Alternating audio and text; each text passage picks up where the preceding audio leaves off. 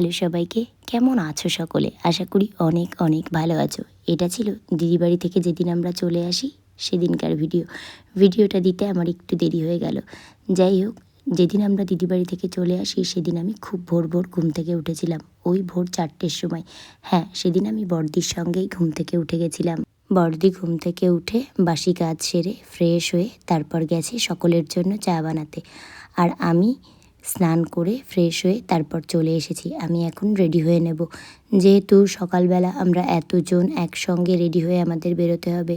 তো একজন যদি অনেকক্ষণ ধরে বাথরুম আটকে রাখা হয় তাহলে তো আমরা ট্রেনে বাসে কোথাও যাওয়ার থাকলে আমার তো এমনিতেই প্রচণ্ড আতঙ্ক হয়। রাতে আমি ঘুমোতেই পারিনি যে আমি টাইম মতো উঠতে পারবো, তো আমি রেডি হতে পারবো। তো যাই হোক, তো বড়দিকে বলে রেখেছিলাম আমাকে কিন্তু তুই ওঠার সঙ্গে সঙ্গে ডেকে দিবি। আর আমার না এরকম কোথাও যাওয়ার কথা থাকলে ট্রেনে বা বাসে আমার আতঙ্কেই ঘুম হয় না।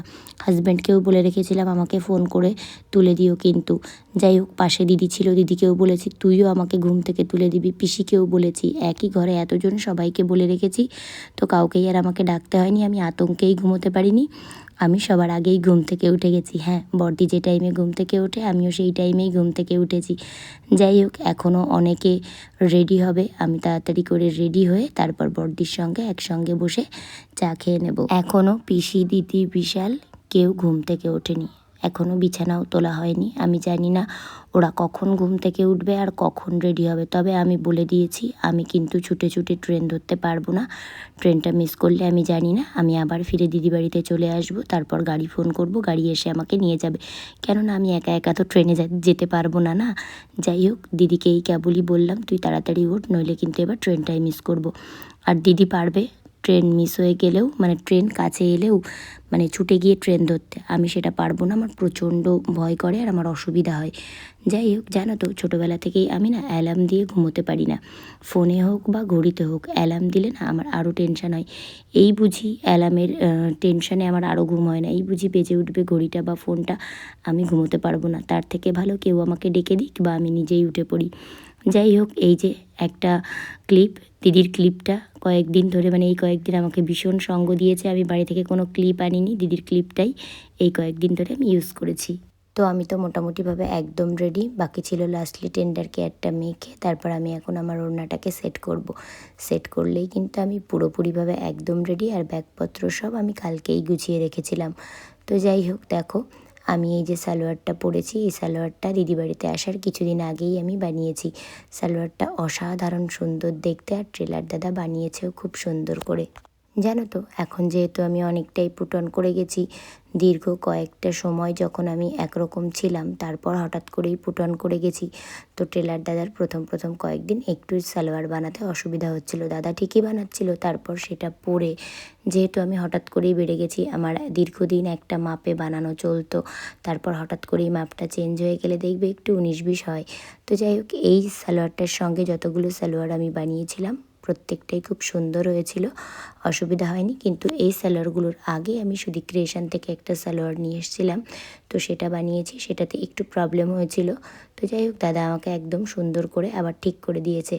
যাই হোক, আমি রেডি হয়ে তারপরে এই যে বসে পড়েছি আমি আর দিদি চা খেতে। তো এখন আমার একটু ক্লান্তি লাগছে, এখন একটু ঘুম ঘুম পাচ্ছে, কেন জানি না, হয়তো চা খেলে শরীরটা ঠিক লাগবে। আর এই যে এই বিস্কিটগুলো দুর্দান্ত খেতে, দিদি এনেছিল, তো দিদিকে বলেছি আমার জন্য এনে দিবি।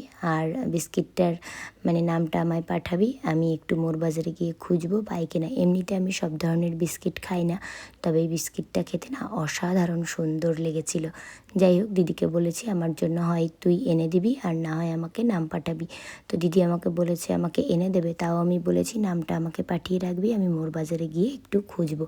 এদিন টাউনে গেলে মোর বাজারে গিয়ে খোঁজ নিতে হবে বিস্কিটগুলো আছে কিনা, হয়তো পেয়েও যেতে পারি। এদিকে আমি আর দিদি বসে বসে চা খাচ্ছি, আর ওদিকে কিন্তু বাথরুমে পড়ে গেছে লাইন একের পর এক। এখন সবার বেঁধে গেছে তাড়াহুড়ো, আর 20 মিনিট টাইম আছে, 20 মিনিটের মধ্যে টোটো আসবে। দিদি বেরোলে হয়তো এরও পরে বেরোতো, কেননা আমি এর পরে বেরোবো না। আমি বলেছি আমি স্টেশনে গিয়ে দাঁড়িয়ে থাকবো, সেও ভালো, তো আমি ছোটোছুটি করতে পারবো না। তো যাই হোক, অনেকক্ষণ থেকে সবাইকে ডেকেছি, এবার সবার বেঁধে গেছে তাড়াহুড়ো। যাই হোক, দিদিও ঘুম থেকে ওঠা মাত্রই প্রত্যেককে ডেকে যাচ্ছে, কেননা সকালবেলা স্নান সেরে বেরোনো, একটু তো লেট হবেই সবার বাথরুমে গিয়ে। যাই হোক, এদিকে আমি আর দিদি একদম চা খাচ্ছি, সবার জন্য চা গরম জল করে দিদি ঢেকে রেখেছে। তো আমার চা খাওয়া এদিকে চলছে, আর ওদিকে দিদি একটুখানি চা খেয়ে তারপর আবার গেছে। আমি দিদিকে যে নাইটিটা দিয়েছি সেই নাইটিটা আনতে। আমি ওকে বলেছি তুই আগে পরে আমায় দেখা যে ঠিকঠাক আছে কি না। তো ও সেই নাইটিটাই আনতে গেছে, পরে আমায় দেখাবে। স্টিচ হয়তো খুলতে হবে, কেমন লাগছে, হয়তো পরবেই না, তুলে রেখে দেবে, পরে পরবে। সেই জন্য আমি বললাম না, তুই আগে পরে আয়। তো ও এই যে নাইটিটা পরে এসছে, দেখো। দিদিকে কেমন লাগছে অবশ্যই তোমরা কমেন্ট করে বলো। আমার তো মনে হচ্ছে আমার থেকে নাইটিটা পরে দিদিকেই বেশি ভালো লাগছে। অসাধারণ সুন্দর লাগছে, আমার তো বেশ ভালো লাগছে। এবার বাকিটা তোমরা জানিও। যাই হোক, চা খেয়ে সবাই মোটামুটিভাবে একরকম তাড়াহুড়ো করে রেডি হয়েছে স্নান সেরে। আমি ঠিকঠাক মতোই রেডি হয়ে গেছি, বাকি সবার হয়তো একটু তাড়াহুড়ো বেঁধেছিল। যাই হোক, চলো, আমাদের টোটোও চলে এসছে। এবার টোটো করে আমরা চলে যাব স্টেশনে। তবু আমার দিদি আমাকে বলছে, বোন, যদি ট্রেন চলে আসে, আমরা ধর ছুটে ছুটে গিয়ে ট্রেন ধরলাম, তুই কিন্তু টেনশন নিবি না, তুই ফিরে আবার দিদির কাছেই চলে আসবি। আর নইলে একদম ট্রেনের টাইমটা ফোনে দেখে নিয়ে পরের ট্রেনে চলে আসবি, একদম টেনশন নিবি না। তো যাই হোক, এমনটা নয় যে আমি একা একা যেতে পারবো না, ওই যে আমার ভেতরে একটা ভয় কাজ করে। তো যাই হোক, এমনও অনেক দিনই হয়েছে যে হাজব্যান্ড আমাকে ট্রেনে তুলে দিয়েছে, অথবা বাড়ি থেকেই আমি একা একা গিয়েই ট্রেন ধরেছি। আমি যে পারি না এমনটা নয়, অনেক সময়ই আমি একা একা ট্রেনে যাতায়াত করেছি। কিন্তু কি বলো তো, ওই যে ভেতরে না একটা ভয় কাজ করে। আর তার থেকেও বেশি বড় যেটা, সেটা হলো এখন গাড়িতে যাতায়াত করতে করতে আর ট্রেন বাসে যাতায়াত করতে ভালো লাগে না, কিন্তু সব থেকে বেশি সুবিধা তো ট্রেন বাসেই, তাই না? যাই হোক, আমরা একদম স্টেশনে পৌঁছে গেছি। তো এক্ষুনি ট্রেন আসবে, খুব বেশি একটা টাইম নেই। এখন সবাই আমার আগে আগে চলে গেছে, জাস্ট দেখো আমার আগে আগে সব চলছে। আর আমার সব থেকে বেশি কষ্টের বিষয় ওভারব্রিজ পার হওয়া, সেটাতে আমার আরও বেশি ভয় করে। ইনহেলার সঙ্গেই এনেছি, তো যাই হোক, তবুও ভয় করে। যাই হোক, আমাদেরকে স্টেশনে এসে দাঁড়াতেই হয়নি। আমি দিদিকে বলছি, দেখ একদম টাইম, তো তুই এলেই হুটোপাটা করতি, কারণ আমি তাড়াহুড়ো দিয়েছি তাই এই টাইম। তো যাই হোক, ট্রেন চলে এসছে। তো আমার এটা ভেবেই ভয় লাগছে যে আর একটু টাইম এদিক ওদিক হলে কী হতো। আমি সেই কখন থেকে দিদিকে ডাকছি, আর সমস্যাটা তো এর পরে বেরোলে আমাদের হতো না, এর পরের ট্রেনেও আমরা যেতে পারতাম। কিন্তু দিদির যে অফিস রয়েছে, ওকে তো টাইম টু টাইম যেতে হবে। দিদি যতবার এসছেও ততবার এই ট্রেনটাতেই ফিরেছে, একদিনও ট্রেন মিস করেনি। তবুও আমার ভয় করছিল যে পারবে তো, বাড়ি যাবে। যদিও স্নান টান এখান থেকে সেরেই গেছি আমরা সকলে, আমিও বাড়ি গিয়ে বেরোবো, দিদিও বেরোবে। আর রাহুল ঘুম থেকে উঠেছিল না, ওকে এক প্রকার ঘুমের ঘোরেই আমরা বলে চলে এসেছি। ও সকালে উঠে পড়ে প্রত্যেকবার, আমরা যখন আসি উঠে পড়ে। কালকে অনেক রাতে ঘুমিয়েছে, ওকে আর ডেকে বিভ্রান্ত করার চেষ্টা করিনি। তো যাই হোক, এই যে ট্রেন ফাঁকাই ছিল। আমার না এরকম ফাঁকা থাকলে ভয়টা একটু দূর হয়। প্রচণ্ড টেনশান হচ্ছিল প্রথমে যে আমি পারবো তো ট্রেনে উঠতে। তারপর ট্রেনে ওঠার সময় কিন্তু একদম ফাঁকা, যখন ট্রেনটা দেখি অনেকটাই ফাঁকা, সকালবেলা তো। তো যাই হোক, ট্রেনে বসে পড়েছি, এবার বাড়ি যাবার অপেক্ষা। অনেক অনেক মনটা খারাপ করছে, দিদিকে রেখে যাচ্ছি, ওকে সঙ্গে করে নিয়ে যেতে পারলে ভালো লাগতো। সবাই মিলে দুটো দিন খুব সুন্দর কিছু মুহূর্ত কাটিয়েছি। সত্যি মুহূর্তগুলো যেন কখনো জীবন থেকে হারিয়ে না যায়। তো যাই হোক, আমরা একদম পৌঁছে গেছি, স্টেশনে নেমে গেছি। গতদিন যে স্টেশন থেকে আমরা ট্রেনে উঠেছিলাম, আজও আমরা সেই স্টেশনেই নেমেছি। তো এর আগের স্টেশনে নামলেও আমাদের প্রবলেম হতো না।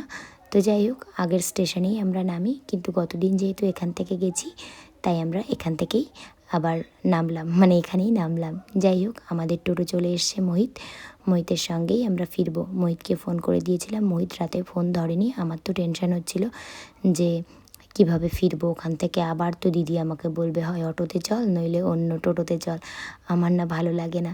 যাই হোক, তারপর মহিত সকালে ফোন ধরেছিল, আমরা ট্রেনে ওঠার আগেই মহিতকে ফোন করে দিয়েছিলাম। মহিত টাইম মতো এসে দাঁড়িয়েছিল। স্টেশন থেকে টোটোতে উঠেই তারপর আমরা একটু দাঁড়িয়েছিলাম চা খেতে। একটু প্রবলেম হয়ে গেছে, বিশালকে বলে পাঠিয়েছিলাম, আমরা সকলেই টোটোতে ছিলাম। তো ও তো বড় হচ্ছে, ওকে সবটা শেখাতে হবে, তো ওকে পাঠিয়েছিলাম চা আনতে। তো ও গেছিলো, তো লিকার চা বলেছি, ও দুধ চা নিয়ে চলে এসছে সকলের জন্য।